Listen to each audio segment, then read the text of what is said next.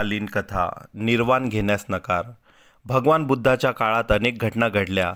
त्याचे भिक्षुगण, श्रोतावर्ग, उपासक, उपासिका यांनी भगवान बुद्धांना अनेक प्रश्न विचारले. त्यामध्ये काही प्रश्न जीवनासंबंधी, धम्मसंबंधी व साधनेसंबंधी, ध्यानाशी संबंधित असे होते. परंतु भगवान बुद्धांनी मोठमोठ्या गहन प्रश्नांची उत्तरे सहज व मार्मिकरित्या दिलेली आहेत. त्याला दुसरी तोड नाही. भगवान बुद्ध जेव्हा देशांना उपदेश देत असत तेव्हा व इतर कोणत्याही वेळी भिक्षूंना, उपासकांना त्यांच्या प्रश्नाची उत्तरे देत असत. त्यामध्ये बरीच बुद्धिवादी चिकित्सक लोक भगवान बुद्धाला वेगवेगळ्या प्रकारचे प्रश्न करीत. त्यामध्ये एखाद्या वेळी भगवान बुद्धाच्या ज्ञानावर व ज्ञानप्राप्तीवर खोचक टीका करणारी सुद्धा काही मंडळी असत. अशाच एका बुद्धिवादी व स्वतःला चिकित्सक समजणाऱ्या व्यक्तीने भगवान बुद्धाला निर्वाणाबाबत प्रश्न विचारला होता. त्याच्या खोचक प्रश्नाचे उत्तर देऊन भगवान बुद्धांनी त्याचा प्रश्न त्याच्याच गळ्यात अडकविला.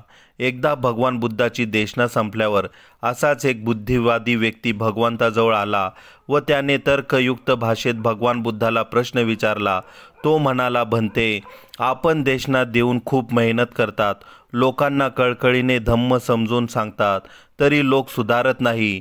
मला वाटते आपण त्यांना निर्वाणाकडे जाण्यासाठीच हे प्रयत्न करीत आहात, तर आपण एवढे कष्ट व त्रास घेण्यापेक्षा त्यांना निर्वाण प्रत्यक्ष देत का नाहीत? तुमच्याकडे तर निर्वाण आहे, मग सर्वांना वाटा. अशी कंजूसी व त्रास का?" हे त्यांचे बोलणे तर्कयुक्त व संयुक्तिक वाटत होते. कारण भगवान बुद्धाकडे निर्वाण आहे, तर त्यांनी उदारतेने सर्वांना वाटून द्यावे हे सहजच आहे. भगवान बुद्धांनी त्याच्याकडे पाहिले. त्यांना त्याची दया आली. ते त्याला म्हणाले की, "मी संध्याकाळी योग्य उत्तर देतो. त्यापूर्वी तुम्हाला माझे एक काम करावे लागेल. ते काम फार महत्त्वाचे आहे व तुम्ही करू शकता." तो माणूस म्हणाला, "काय काम आहे?" भगवान बुद्ध त्याला म्हणाले, "शेजारच्या गावी जाऊन लोकांची यादी करावायची आहे व त्यांना विचारायचे आहे की जीवनात त्यांची महत्त्वाकांक्षा काय आहे, त्यांना जीवनात काय पाहिजे. बस एवढेच काम." तो गृहस्थ म्हणाला, "हे तर सोपे काम आहे. मी लगेच माहिती देतो, कारण गाव छोटेच आहे, माणसेही कमी आहेत." तो गृहस्थ लगेच त्या गावात गेला. प्रत्येक घरी जाऊन त्याने विचारणा केली व त्यांची एक यादी बनवली. कोणाला काय महत्त्वाकांक्षा आहेत व जीवनात कोणाला काय पाहिजेत अशी ती यादी होती. 100 ते 150 घराची वस्ती होती.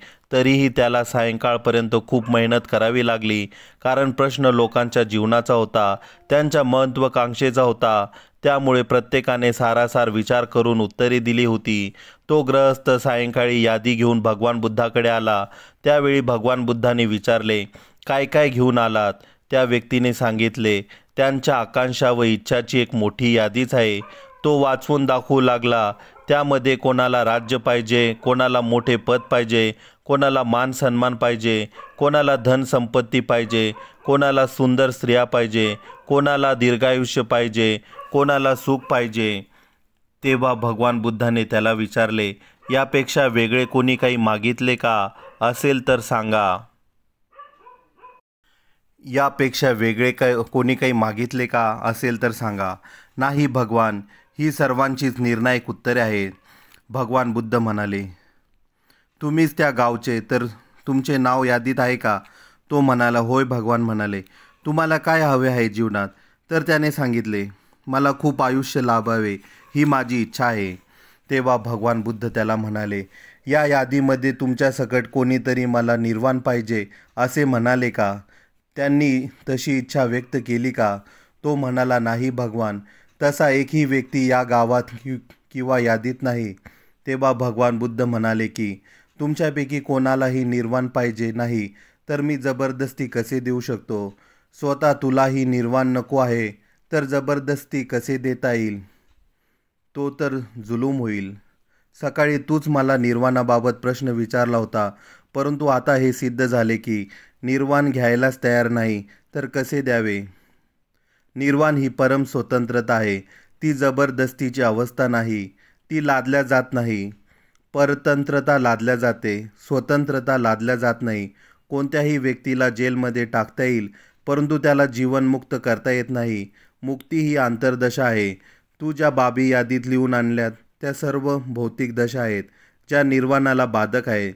त्यामुळे बुद्ध कंजूस नाहीत असे सिद्ध होते.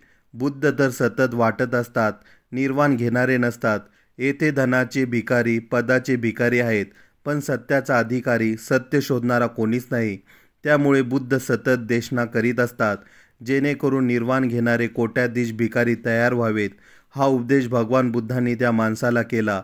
तेव्हा तो माणूस माफी मागू लागला व मी माझी योग्यता नसताना आपणास प्रश्न विचारला व आता माझे डोळे उघडले.